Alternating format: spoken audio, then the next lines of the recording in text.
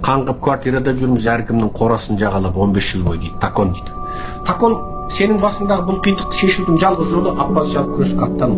Мына билікті құлатсақ, сен осы кедейліктен квартира жағалап тентіреп жүрген осы ғарыптықтан құтыласың. Сенің ғарып болуың сенің кінәң емес, мына зұлым биліктің кінәсі.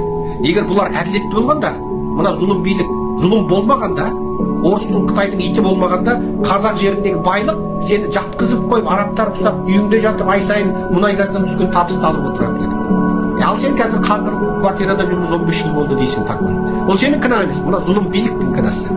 Міне қазақтар міне оңтүстік Америкада суға батып өліп жатыр екен.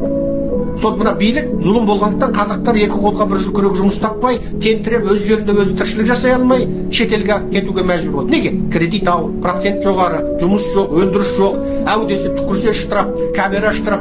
Алматыға бармағаныма 2 жыл болды, бірақ көлігіме апта сайын жаңа сергек камерасына штраф келіп тұрады дейді қазақтар. Міне ауылдың ішінде қиқы-шойқы жолда дүкенге бара жатсаң, нан алғалы бара жатсаң штраф. Ауылда ондай штраф салатын адам асфальт салу керек қой.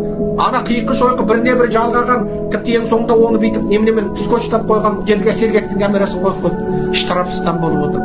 Осы зұлымдықтың барлығы неге қазақ билігі қиқы-шойқы жолына сергек камераны қойып отыр? Неге ол жол жасамайды? Оларға қазақтарды үркітіп, қорқытып, штрафпен ұстап, аттап қалса ойбай не болып қалады деп отыру керек.